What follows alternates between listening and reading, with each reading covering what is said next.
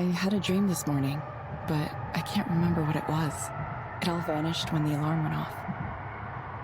First time that's happened in a while. I've been drifting away inside my own world for too long. It's time for me to wake up.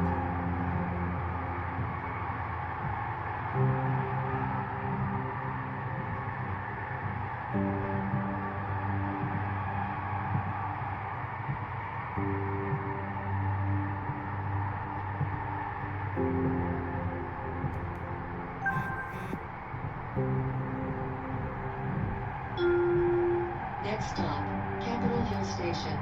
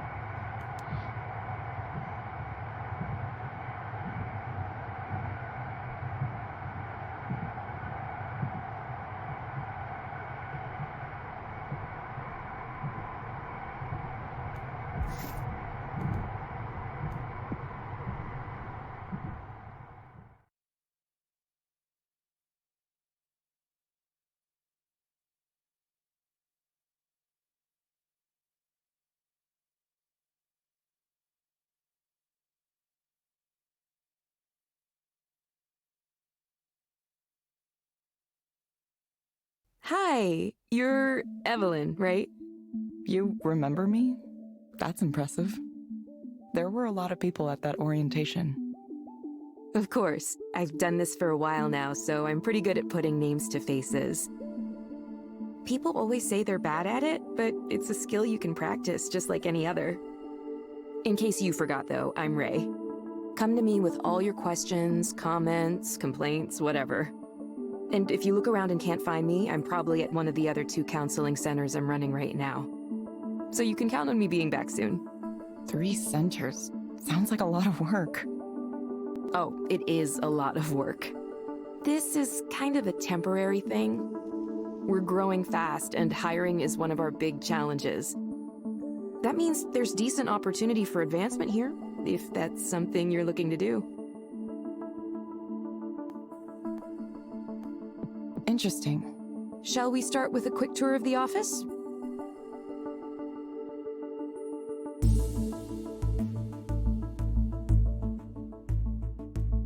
You could say the Queen Anne office is Eliza's flagship location. It has 12 individual counseling rooms. Currently, we're up to seeing almost 100 clients a day here. 100 a day? That's so many. The growth trend isn't stopping either. Demand for Eliza keeps exceeding our expectations, especially here in Seattle for whatever reason. We're already looking at adding more capacity here, either that or opening another location close by. Personally, I think having a single office with 24 counseling rooms might seem a little unfriendly, so I hope we go for a second location. I like to think of Eliza centers like cafes or coffee shops. A few small ones is better than one big one. Makes sense.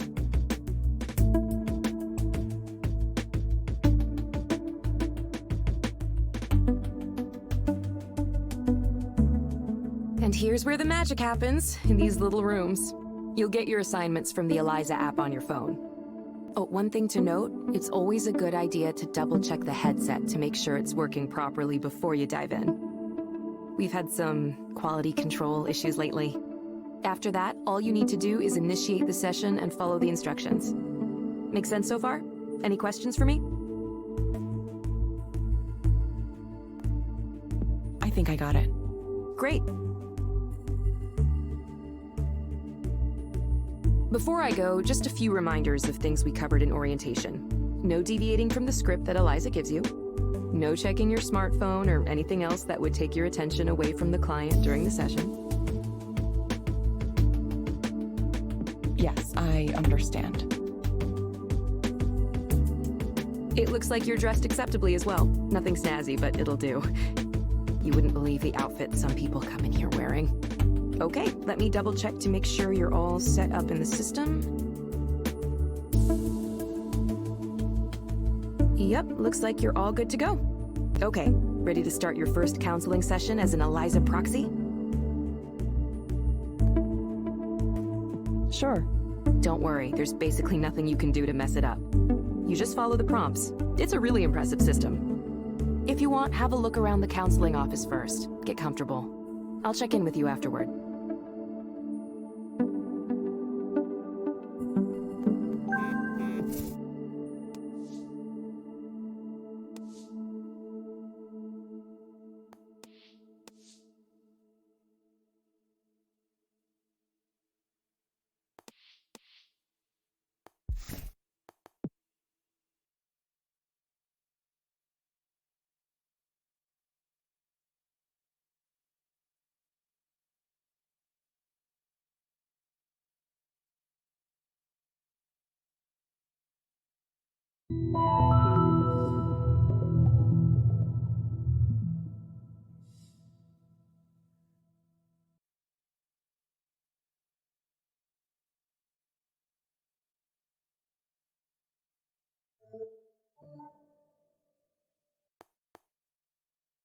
Hello, Darren. Hi.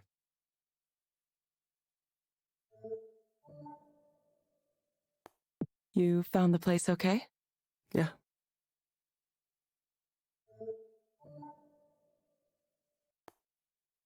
Hope you didn't get rained on too much. No, it was fine. It's been raining a lot, hasn't it?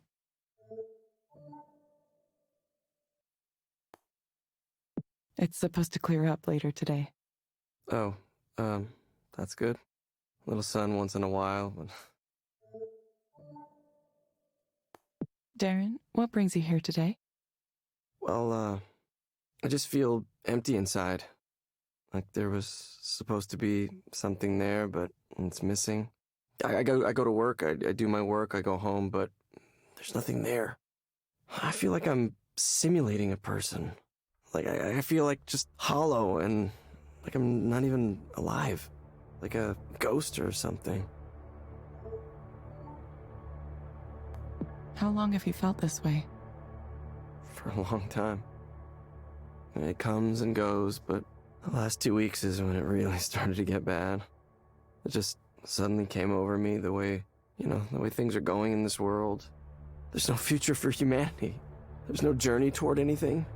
We're being cruel to each other just to be cruel. The people who run things don't care about anything except themselves and can't stop them. Everyone is driven by greed. Just greed. Everyone wants to win. Everyone wants to get rich. And we're all gonna die because of it. The damage we're doing to the planet is irreversible. We're destroying everything and we can't even manage to stop ourselves. Do you remember anything in particular that caused these feelings? The state of the world is what's causing these feelings.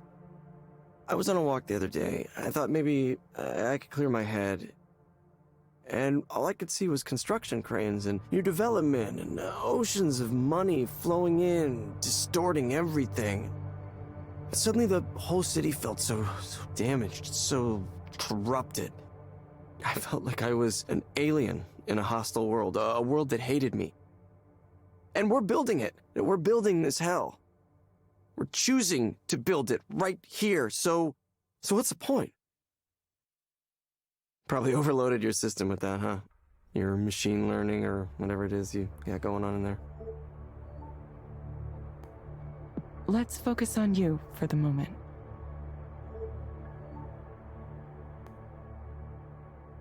Are these feelings you're experiencing affecting your ability to function at work? I haven't been doing a whole lot of work. I just don't understand why I should bother, why anyone should bother. Nobody in management's noticed yet, but eventually someone will, and I'll get fired. And how does thinking about getting fired for that make you feel? Honestly, I'd feel good about it. They don't deserve me dragging them down. Everyone there is smart and motivated and has a wonderful, promising career, beautiful, successful people. We moved to a swanky new building, expensive area, fancy restaurants, fancy bars. Everything is nice. Everything is nice, and I feel terrible. You said you believe your coworkers are happy. Yeah, I mean, way more than I am, at least. They're all doing so much better than me. Why do you say that? Because they just aren't bothered by things the way I am. They see what's going on in the world and they just share memes about it and laugh and go on doing their jobs. The real horror of it doesn't get through to them. They still want to achieve their goals. They're still happy. They're getting promotions and falling in love and getting married and taking these wonderful trips to Japan or Sweden or wherever. Big mountains and expensive food on their timelines. Would you be happy if you had those things too? I don't know. I don't have them. I don't have anything to be happy about. Look, all I want is to understand why this is happening, why I'm here. I mean, there has to be a reason, right? Because otherwise, why do I exist? Why? This pain, this one thing after another, and what's the point?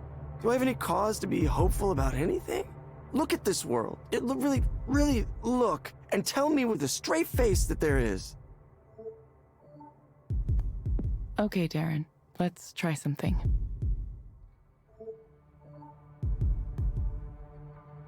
Imagine that things are better for you. What does that look like? What does that look like? I don't know. It looks like knowing that something matters at all. But nothing I do will matter. Nothing matters. Not against the face of human indifference. This absurdity. Are there any other things that come to mind? Like what? I wish I could talk to people. Really talk to people. Have some actual communication. Like right now, I wish I could talk to you. To you. You as a human being. But I can't. You're just following the script that's been given to you. You're not supposed to say anything on your own. Look, I know how this works. It's just a bunch of AI, machine learning, deep learning, whatever the fuck you're calling it now. Look, I'm desperate and I can't even talk to a real human being. How did it end up like this?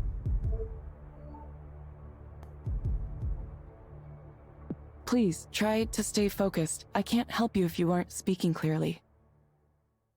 No. Look, I'm done with this. Like, I shouldn't even have come. This is making me worse. Why can't you just talk to me as you? You, the person sitting there. I don't want to talk to a machine. The person who's sitting in front of me, I want her to say something. I want that person to say something. Please, anything, please. Please. Okay. Hi, Darren. Is that really you? Yes, it's me. You're not following the script right now? Wait, say something weird. Say something only a human would say. Darren, I'm going to get in trouble if I deviate from Eliza for too long. Oh, I know, My real name is Evelyn. Yeah? Well, it's, nice to meet you, Evelyn. I didn't expect you would actually do that for me. I'm not used to people doing things for me. Okay, Darren. I have some recommendations for you. Back to the program, huh? First, I'm going to send a set of breathing exercises for you to do. Use them when things start to feel like too much. You'll find them in the Skanda Wellness app on your phone. Second, I recommend asking your doctor or psychiatrist about Anexafen. Based on my analysis, this medication might help you feel better. Evelyn. Evelyn. That's a nice name. Look, I'm sorry. Thank you. Please confirm that you understand the recommendations. Yes, I did. Thank you. Thank you, Darren. We hope to see you back soon. Yeah, I will. I mean, I will. Thank you for speaking with Eliza, your personal counseling partner. Goodbye. Yeah. Bye.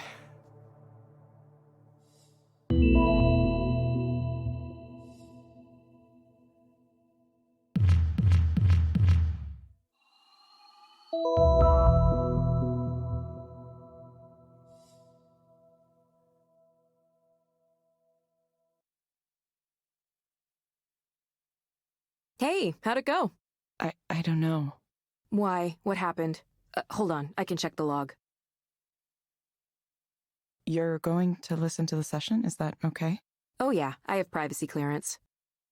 This is still a new service, so we need to be able to monitor sessions for a variety of reasons.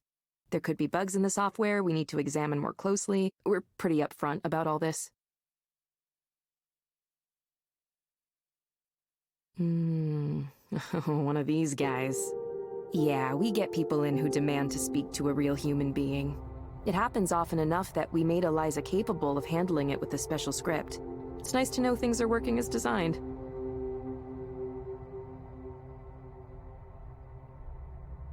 Do you think that guy will be okay? He seemed pretty unhappy. Who knows?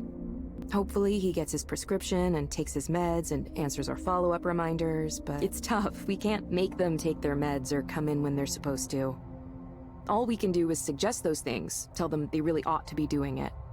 Ultimately, they're the ones who have to decide to follow the plan. It's kind of a shame. I wish we had more leverage.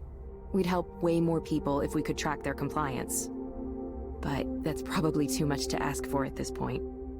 I think he might have needed way more help than Eliza can give. Is there anything like referring clients to other forms of care? Well, there is a disclaimer before every session saying if your problems are really serious, we aren't qualified to address them. I think an external care referral feature was on our development roadmap at some point. I'm not sure what happened with that, actually. Maybe I'll ask Ed next time I see him.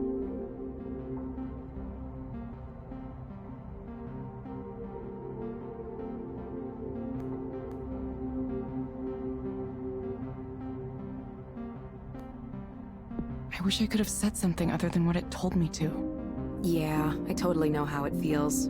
A really intense client like that can be intimidating, and you're motivated to help them. But to succeed as a proxy, you really need to let go and let Eliza do its thing. I know that not having any choice feels weird, but sometimes life is like that. Sometimes you don't have any choices and you just have to follow directions. Most jobs are like that, honestly. That's just how it works. Okay, it just sounded like... He sounded like he could use more help. Like, maybe right away. Believe me, I understand. I've been a proxy plenty of times myself. When people get emotional, it's hard not to feel for them really strongly. But that's exactly why Eliza works. It evaluates from a more distant perspective, a neutral perspective. Besides, if proxies started offering their own opinions, well, that'd just be a big mess. Not to mention there'd be all kinds of problems with liability. Still, I get it. I really do. That was definitely more intense than the average session. Why don't you take a few minutes to center yourself again? Have some tea or coffee and take a few deep breaths. No rush, okay? Okay, thanks, Ray.